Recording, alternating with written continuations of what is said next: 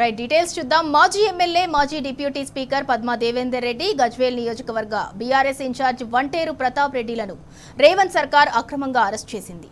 మనోహరాబాద్ మండలం చెట్లకౌరారంలో MS Agarwal company అక్రమంగా plant నిర్మాణం చేసి రైతుల పొలాల్లోకి మురుగునీటిని విడుదల చేస్తోంది. ఇక దాంతో రైతుల పొలాల్లో పంటలు పండక తీవ్ర ఇబ్బందులు పడుతున్నారు. ఇక ఈ విషయం గురించి కలెక్టర్ను కలిసి వినతి పత్రం ఇచ్చేందుకు వెళ్లిన వంటేరు ప్రతాప్ రెడ్డి పద్మా దేవేందర్ రెడ్డిలను పోలీసులు అరెస్ట్ చేసి శంకరంపేట పోలీస్ స్టేషన్కు తరలించారు. ఇక ఈ క్రమంలో పోలీసులకు బీఆర్ఎస్ శ్రేణులకు మధ్య వాగ్వాదం నెలకొంది.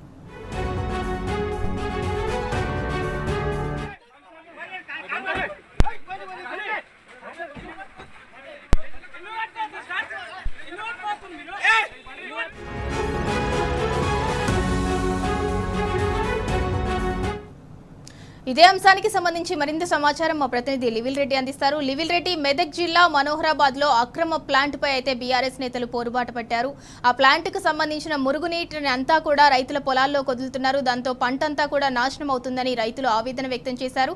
వారికి మద్దతుగా వెళ్లిన బీఆర్ఎస్ నేతలను పోలీసులు అరెస్ట్ చేయడం జరిగింది. దానికి సంబంధించి పూర్తి అప్డేట్ ఏంటి?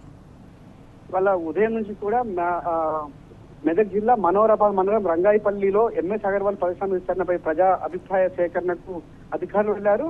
అయితే ఈ ప్రజా అభిప్రాయ సేకరణ నేపథ్యంలో గ్రామంలో పెద్ద ఎత్తున బందోబస్తు ఏర్పాటు చేశారు. ప్రజాభిప్రాయ సేకరణ వస్తున్న గజ్వేల్ బీఆర్ఎస్ పార్టీకి సంబంధించిన వంటేరు ప్రతాప్ రెడ్డిని అక్కడే అరెస్ట్ చేశారు. దీంతో పాటు గ్రామంలో పెద్ద ఎత్తున ఆందోళన కొనసాగుతుంది. ఎంఎస్ అగర్వాల్ కంపెనీ వల్ల అక్కడ ఉన్న భూములకు పూర్తిగా క్షీణించిపోతున్నాయి, భూసారం తగ్గిపోతుంది, వాళ్ళ పంటలు పండించుకోవాలని చూస్తే పెద్ద ఎత్తున కాలుష్యం ఏర్పడుతుంది.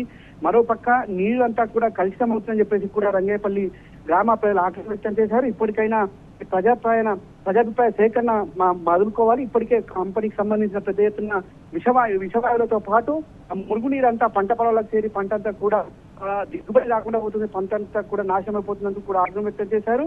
వెంటనే ఎంఎస్ అగర్వాల్ కంపెనీకి సంబంధించిన అక్రమ ప్లాంట్ నిర్మాణాన్ని పక్కన ఏదైతే పూర్తిగా బంద్ పెట్టేలా చర్యలు తీసుకోవాలని కూడా ఈ సందర్భంగా గుర్తు చేశారు. పొలాల్లోకి ప్లాంట్ యొక్క ఏదైతే వాడిన శుద్ధి నీటిని వదులుతారో ఆ నీటి వల్ల పూర్తిగా నాణ్యత పడిపోతుంది, తద్వారా పంటలు కూడా పండలేకపోతున్నాయంటూ కూడా ఆగ్రహం వ్యక్తం చేశారు.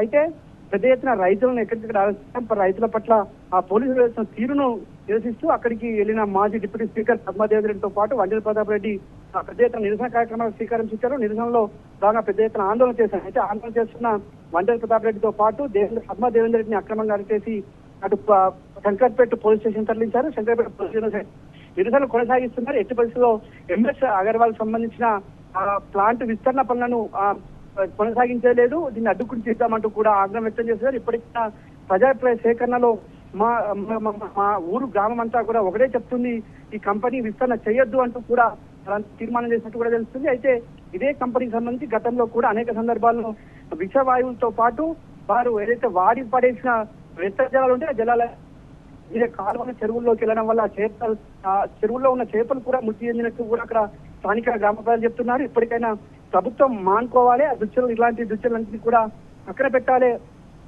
స్థానికంగా ఉన్న గ్రామ ప్రజల భూములను కాపాడాలంటూ కూడా వారంతా మొరపెట్టుకున్న పరిస్థితి కనిపిస్తుంది. అయితే ఈ నేపథ్యంలో గ్రామ ప్రజలంతా కూడా పెద్ద ఎత్తున ఆందోళన చేయడంతో వారి అక్కడ ఉద్రిక్త వాతావరణం నెలకొంది. చాలా పోలీస్ స్టేషన్ లో పెద్ద ఎత్తున ఇంకా అక్రమాలు కొనసాగుతున్న పరిస్థితి కనిపిస్తుంది. పద్మా దేవేందర్ రెడ్డితో పాటు వంటేరు ప్రతాప్ రెడ్డిని అదుపులోకి తీసుకుని శంకర్పేట పోలీస్ స్టేషన్ తరలించారు. సింధూరా. రైట్, థ్యాంక్ యూ లివిల్ రెడ్డి.